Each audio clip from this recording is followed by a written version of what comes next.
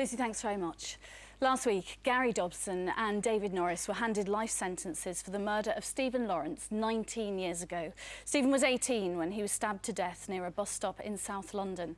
5 men were named as the prime suspect, but there wasn't enough evidence to prosecute. It was only after a cold case review that DNA evidence linking Dobson and Norris to the murder was found, resulting in their conviction.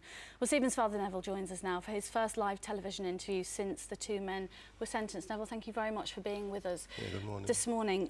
It was the moment your family had waited 18 years to see. 2 men finally convicted of killing Stephen. What was it like for you, Neville, when you heard those guilty verdicts? Well, I've said it before, it's like you're underwater and you was holding your breath, and when the verdict was read out guilty, I couldn't even believe it, because we've been waiting for so long. It's almost 19 years.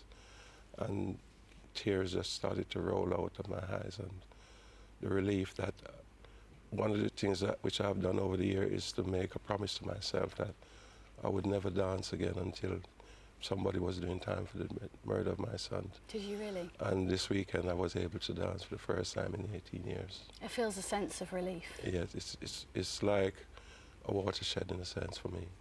Well, I know you brought a new picture in to show us, actually, of Stephen holding his baby cousin. You were saying earlier that it feels like a little bit of a new beginning for you, doesn't it? Just tell us the significance of this picture, that this is the first time it's been seen, actually, isn't it? Yeah, I've been working with the younger generation for the past 18 years, going into schools and trying to educate the youngsters about some of the things the older generation been doing, and trying giving them some information of how you should treat other people. And this is something I want to continue to do, because I feel that to get change, sometimes you have to go to the new generation instead of the older generation, and I feel quite comfortable speaking to the youngsters. Neville, what do you make of the sentences, 14 and 15 years respectively? I'm quite happy with the sentences that they've been given, because it's at Her Majesty's pleasure, and they have to fulfill certain things before they are released. And when they come up for parole, if they haven't fulfilled certain things, then they won't be able to come out. So I'm quite happy with it. Satisfied. Yeah. There are still people out there living normal lives who it's thought were involved in Stephen's murder, in the gang. Do you feel now they'll ever face justice? Well, I've been appealing to anybody who knows anything about this case to come forward with new evidence, and also even to the 2 people who have been convicted. They weren't there alone, and they know the other people who are there. And if in any way they can help to bring the other people who are involved in this murder to justice, I'll just appeal to them to give information so they also can be convicted of this murder. Gary Dobson and David Norris have never spoken about the other gang members. How optimistic are you that now they're behind bars, maybe they'll have a change of heart, and perhaps when they hear an appeal like that from you? Well, if I were in their shoes and I know that I was involved in something with other people and I'm behind bars doing 14 years, I would start to think whether or not I should bear the burden by myself. I would then name all the other people who are involved, and that's why I'm appealing to them even now to start talking and tell about who the other people are. Stephen's murder broke all of your hearts and has changed all of your lives. For good. What did it do, Neville, to the family? Well, it destroyed my family completely, both here and abroad. And my lifestyle has been changed in such a way that sometimes when I'm sitting here this morning and I'm thinking, I'd never thought I'd be sitting in front of a TV camera appealing to millions of people all over the world.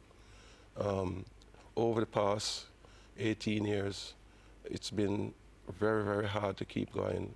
And as you know, now I don't live in this country anymore, because I felt that the system in the early days had let us down.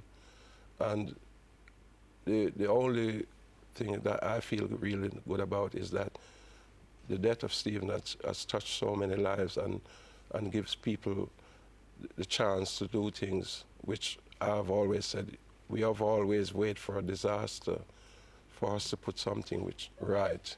This problem with racism and things that people been doing to people from abroad has been going on for years.